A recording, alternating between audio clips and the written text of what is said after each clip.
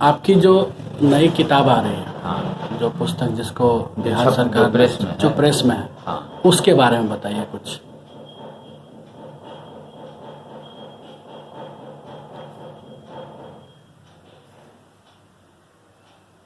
सम्राट अशोक एक उपन्यास है। चूँकि काव्य लोग पढ़ते नहीं थे, बताते चूँकि सब कोई नहीं पढ़ सकता था। हमारी इच्छा थी कि समाज का, दूसरे समाज का साधारण लोग भी पढ़ सकें, इसलिए मैंने उसको पद्य में नहीं लिखी, गद्य में लिखा है, उपन्यास लिखा है इसलिए। और उसमें अशोक के जन्म और युवा होना, राज तिलक उसका, बौद्ध धर्म स्वीकार करना से लेकर के संपूर्ण जीवन का उसमें वर्णन है। बौद्ध धर्म का भी वर्णन है। उसके साथ ही सबसे बड़ी बात है कि उसमें अशोक की पत्नी विदिशा महादेवी जो उज्जैनी की थी, उसके व्यक्तित्व का पूरा वर्णन है। और सम्राट अशोक की माँ जो सुभ्रदांगी थी, उसके व्यक्तित्व और कृतित्व का उसमें बहुत विस्तृत वर्णन हुआ है। किताब लिखने के पहले मैंने भूमिका में ही सारा स्पष्ट कर दिया है। वो भूमिका वर्णनीय है, पठनीय है, उसको यदि जानिएगा तो बहुत कुछ मिल जाएगा। तो ये कब तक आ जाएगी?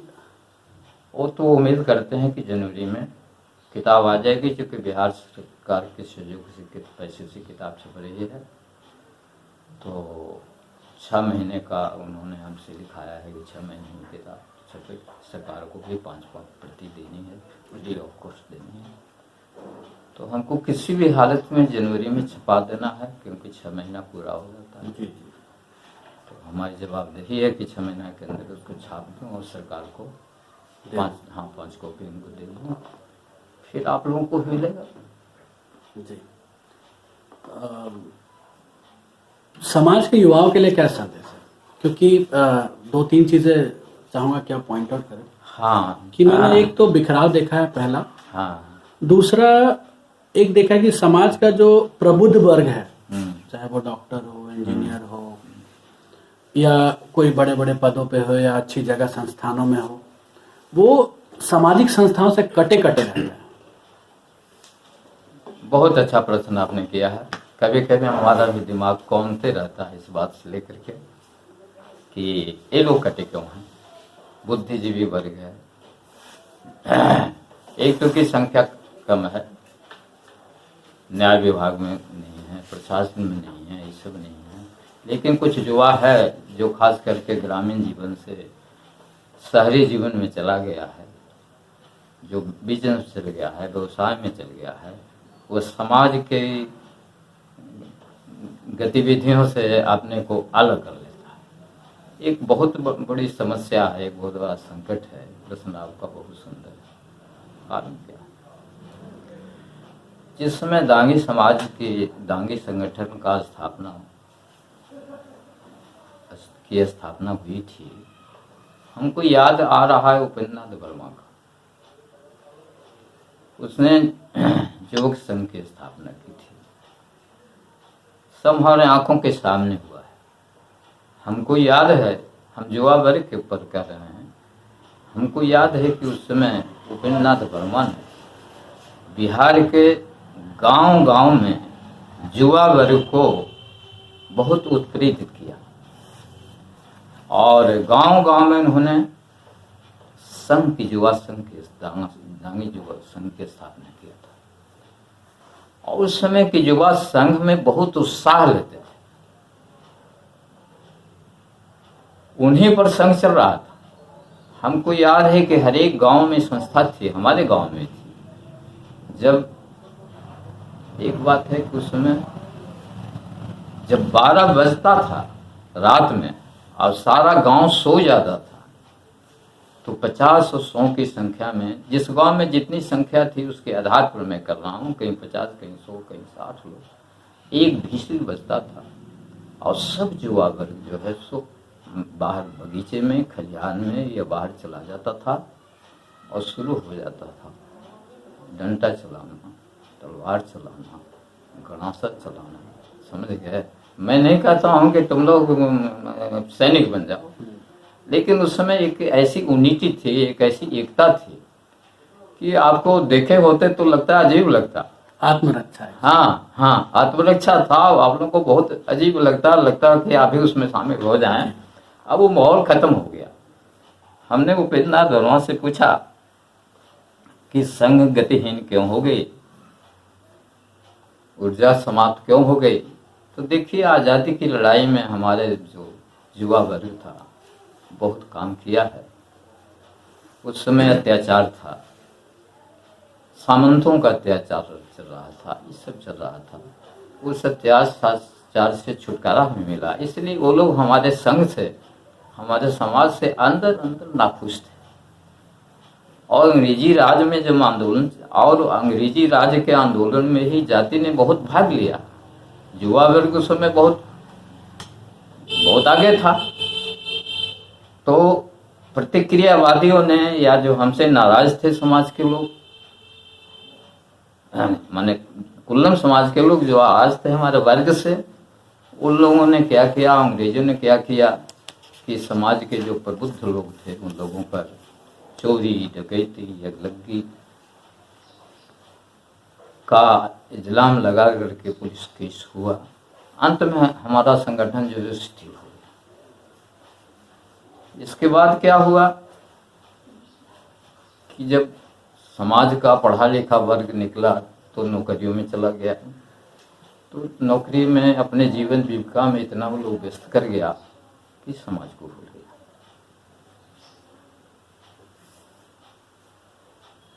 और युवा वर्ग तो सब गांव में नहीं मिलेगा आपको। देखिए, संघ चलता है, संस्था चलता है, गांव से लेके जिला और राष्ट्र तक चलता है।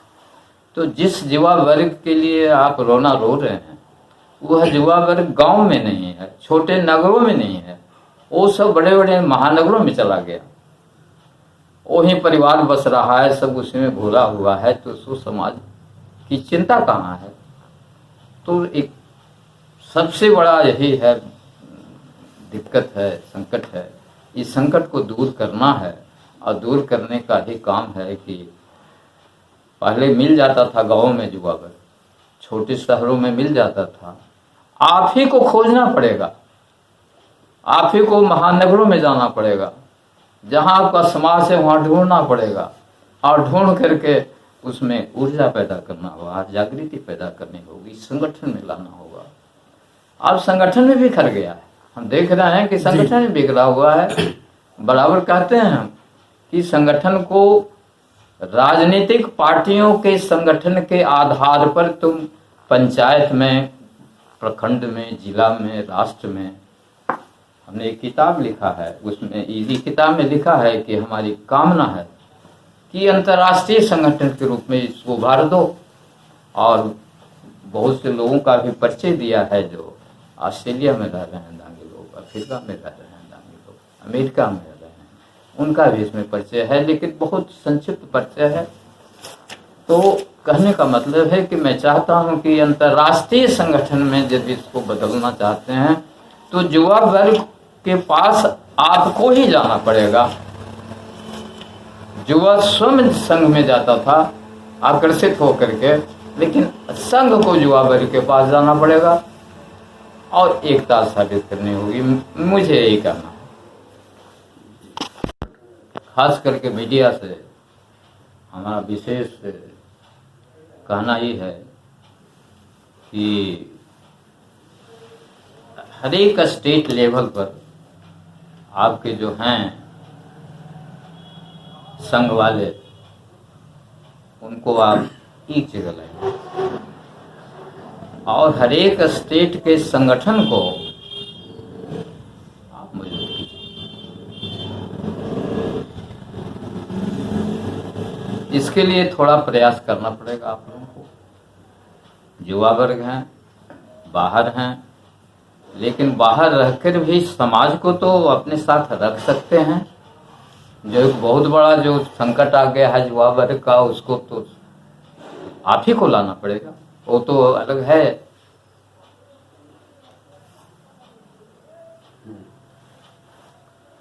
तो दांगी समाज का जो राजनीतिक हिस्सेदारी का पहलू है,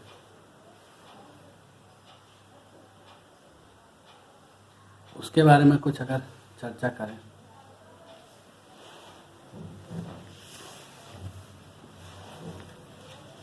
कि हम लोग बिखरे हुए हैं और राजनीतिक दल जो हैं हमसे लाभ लेने की कोशिश करते हैं,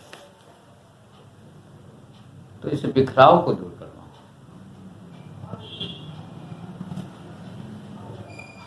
एक प्रवृत्ति हम लोगों की है कि हम भाजपा के हैं कि कांग्रेस के हैं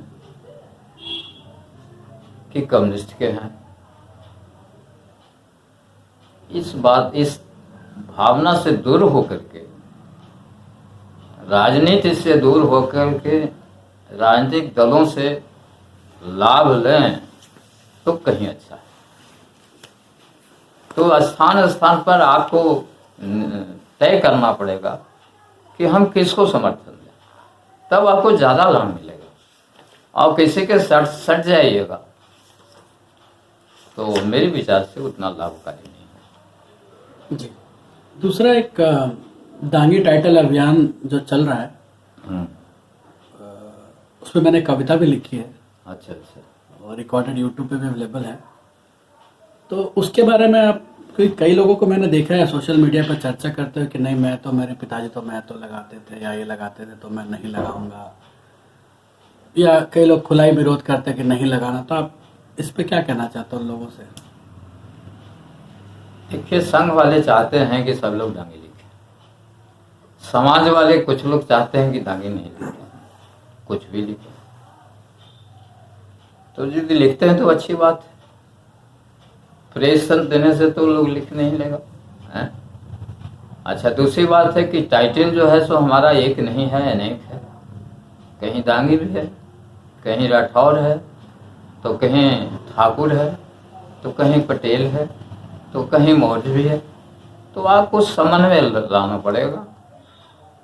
लेकिन एक बात है कि यदि संघ है, संगठन है, उसका सम्मेलन है, उस सम्मेलन में यदि दांगी ठाकुर भी पहुंचते हैं, दांगे मौर्य भी पहुंचते हैं, दांगे पटेल भी पहुंचते हैं, नहीं समझे? तो क्या एक बगीचे में बहुत तरह का फूल नहीं रह सकता? अब हमें खुश होगा कि सब लोग हमारे साथ हैं। ये हम नहीं कह रहे हैं कि उन लोगों को शामिल कर दीजिए। दांगी ठाकुर भी हैं, दांगी राजपूत हैं, तो दांगी ठाकुर तो आ सकते हैं, दांगी राजपूतों से क्या मतलब? दांगी पटेल तो रह सकते हैं क्या? जी बिल्कुल रह सकता है। दांगी पटेल, दांगी, हाँ, ठाकुर दांगी रख सकते हैं। तो उसको स्वतंत्रता दीजिए। दांगे आपको दांगे मालवी दांगे हैं, वो रह सकते हैं, घिरना क्यों? मध्य प्रदेश वाले लोगों को बहुत कैसा तो लगता है कि मालवी मालो शादी ब्याह नहीं करते हैं, मालवी हैं, हमारे वंश के नहीं है। लेकिन इतिहास नहीं जानते हो। मैं कहता हूँ कि तुम नहीं जानते हो इतिहास को, इतिहास पढ़ो, तुम्हारे कुलवंश का है। एक बिहार की बहुत बड़ी समस्या कर रहा हूँ, आप समाधान यदि कर सकें, मीडिया थोड़ा यदि कोशिश करे तो उस समस्या को हल कर सकते हैं। मैं कहने जा रहा हूँ, चतरा बिहार का पता होगा आपको, वहाँ 2-3 लाख दांगी जातियां हैं, दांगी जातियों का परिवार है, तनमनी नहीं है, आबादी 2-3 लाख है। सांसद उपन्यास वर्मा के सभी जो थे वोटर थे। आप छोटकी दांगी कहते हैं उसको, है पता ना? इसके बाद चतरा में 2 लाख होगा, अपने को दांगी लिखता है। आपके यहाँ शर्म आती है दांगी लिखने में। कोई सिंह लिखता है, कोई कुमार लिखता है, कोई वर्मा लिखता है। आपको डर लगता है बिहार के लोगों को दांगी लिखने में। लेकिन वो चतरा का जो है हर एक व्यक्ति दांगी लिखता है। पता है तो पता कीजिए, आप सब दांगी लिखता है, लेकिन उसको आप छुटकी देंगे। क्यों कह रहे हैं उसका मैं जवाब देता हूँ। दंड का रन से जो हमारा समाज चला, भारत के बहुत से हिस्सों में आया, तो एक वर्ग बिहार में आया।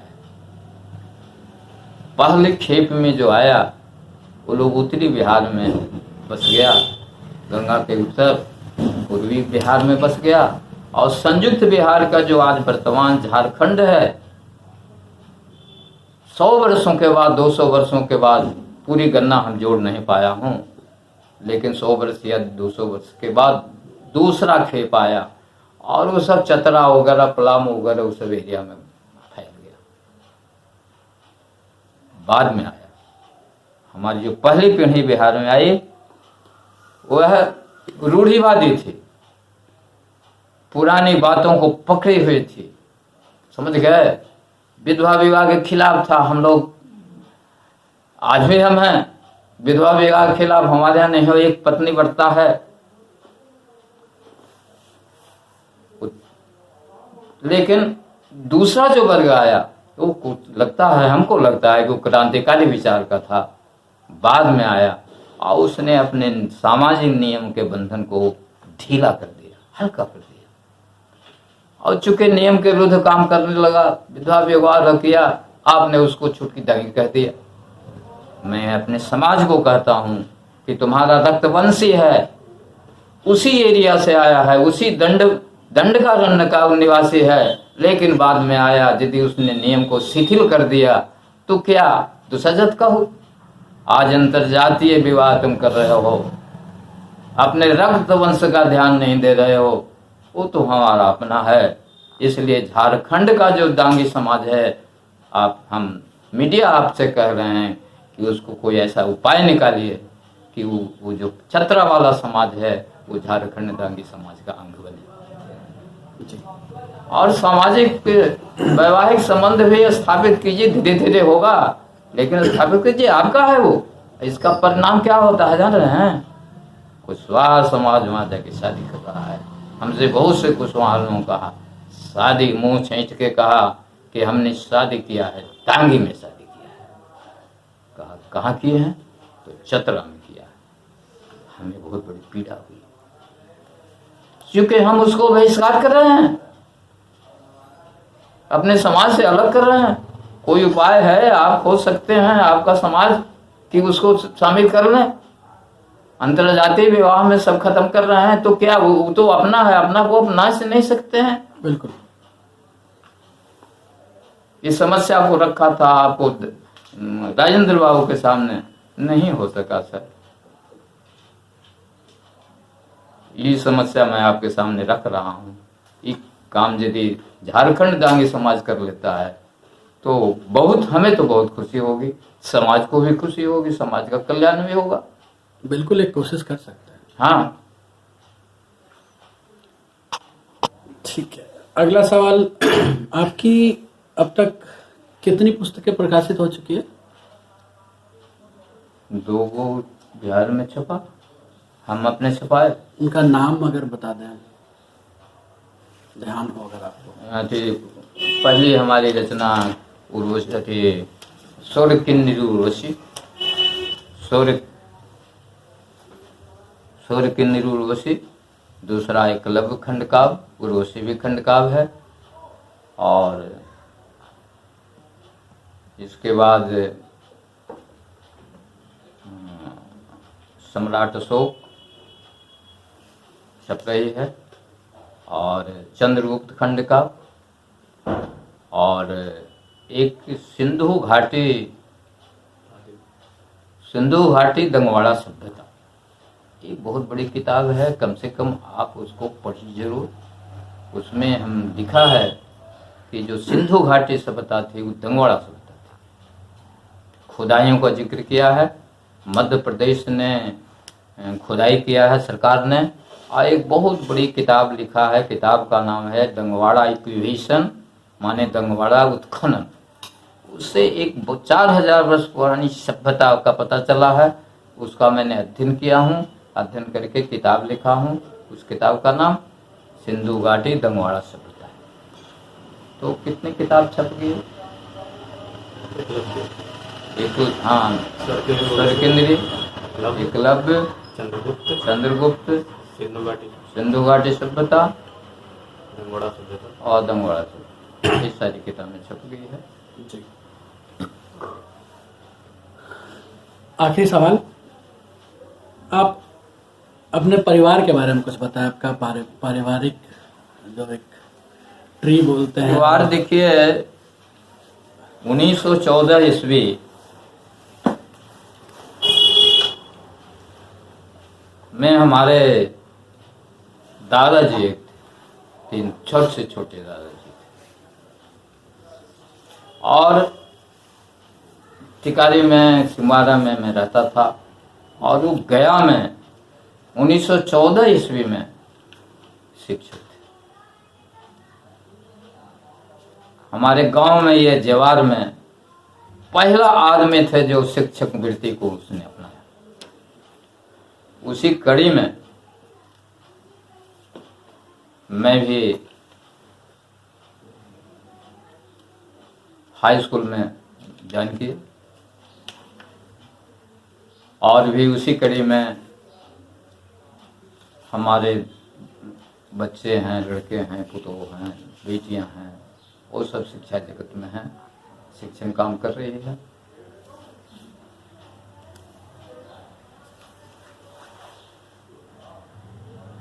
और हमारी जीवनी भी तो है, किताब में मिल जाएगी।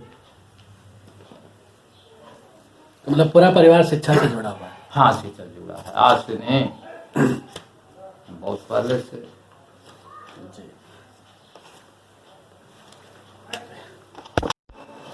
तो अगला सवाल जो है कि जैसा कि आपको पता है कि बिहार में जो दांगी समाज है वो अति पिछड़ा ईबीसी में शामिल हो गया है, तो आप इसको किस रूप में देखते हैं?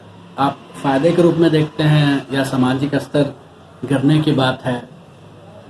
हाँ, देखिए, हम बराबर मैं कहता हूँ कि दांगी एक आदिम जाति। कोई पूछता है कि जब बहुत आदिम जाति है, क्षत्रिय जाति है, राजकुल है, पूछता है, तो फिर आरक्षण की बात क्यों करते हैं? आपके नेता नहीं समझा पाते कि आरक्षण की क्यों उनको जरूरत है। एक प्रश्न भी बनता है कि आप क्षत्रिय कुल हैं, राजकुल रहे हैं, सब कुछ है, हमने अपनी पुस्तकों में सब कुछ अपने लिखा है, तो फिर आपको संरक्षण की जरूरत है। लेकिन मैं बता चुका हूँ कि इतनी जो पुरानी आदिम जाति है, तो इतनी पुराने आदिम जाति का जब पतन हुआ तो यह जाति भारत के विभिन्न क्षेत्रों में फैल गई।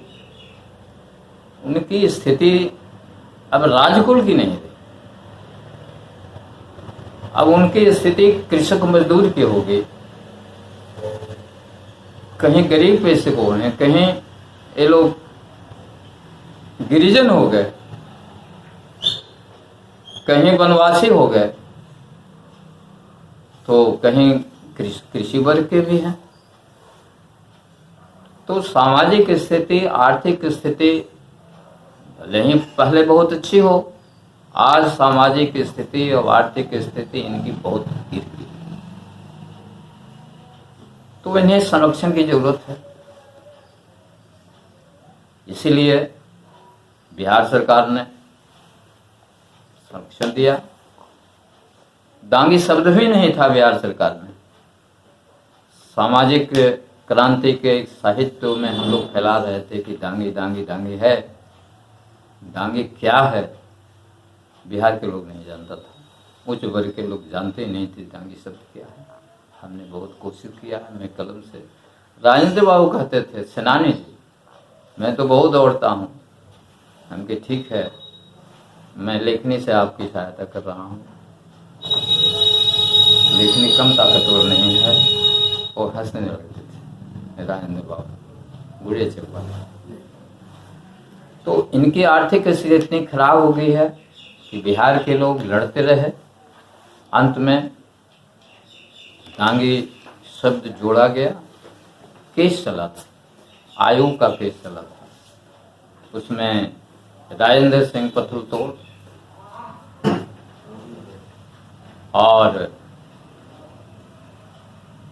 और भी लोग थे। नंद बाबू थे, आपको नंद बाबू का नाम जानते हैं, जमोड़ा के नंद बाबू थे। और भी हमारे लोग थे, केस लड़ते रहे। अंत में साहित्य दिखाया गया, विराता की एक पद्मिनी है उसको भी दिखाया गया, हमारा भी जैसे सब दिखाया गया। और अंत में उस समय लालू जी यहाँ के मुख्यमंत्री थे, उस समय दांगी सब लिस्ट किया गया। और जो लिस्ट बना उसमें एक लिस्ट कुशवाहा वर्ग का है, अब ब्रैकेट में लिखा गया कोई, और आगे चल के 22-23 नंबर है, हमको याद नहीं आ रहा है, सीरियल किताब में लिखे हुए हैं, उसमें दांगी का अर्थ अब बदल गया, कुशवाहा ब्रैकेट में कोई, और दांगी बिहार सरकार ने हम मान्यता दी। आपको केंद्र का जो है सरकार, भारत सरकार की जो अधिसूचना है उसमें भी दांगी शब्द पिछड़ा वर्ग में शामिल है। उनने भी समझा, केंद्र सरकार ने भी समझा कि यह जाति पिछड़ी हुई है, आर्थिक स्थिति खराब है, सामाजिक स्तर गिरा हुआ है। तो इस बात को समझते हुए राष्ट्रीय सरकार ने भी हमको स्थान दिया, बिहार सरकार ने भी दिया, और बिहार सरकार ने आगे चल के इसको अति पिछड़ा वर्ग में भी ले आया। आपको पता होगा झारखंड में भी अति पिछड़ा वर्ग में लाया है। लेकिन जो दांगी समाज भारत के कोने कोने में फैली हुई है, उनकी आर्थिक और सामाजिक स्थिति बहुत बदतर है। चूंकि नागरिक प्रशासन में, न्याय विभाग में, कहीं भी पुलिस प्रशासन में हम लोग नहीं हैं, तो इसलिए संरक्षण की जरूरत है। तो हम बिहार सरकार को इसके लिए धन्यवाद करते हैं और झारखंड सरकार को करते हैं। मैं चाहता हूं कि महाराष्ट्र में अल्पसंख्यक हैं, गुजरात में अल्पसंख्यक हैं, दिल्ली प्रदेश राज्य में भी मैं चाहता हूं कि इन लोगों को आरक्षण मिले। हम दिल्ली सरकार से भी अनुरोध करते हैं कि जब बहुत सी सरकारों ने हमारी स्थिति का जायजा लिया और समझा कि ये आरक्षण के योग्य हैं, तो आप भी विचार कीजिए, अब आप भी हमको आरक्षण दीजिए।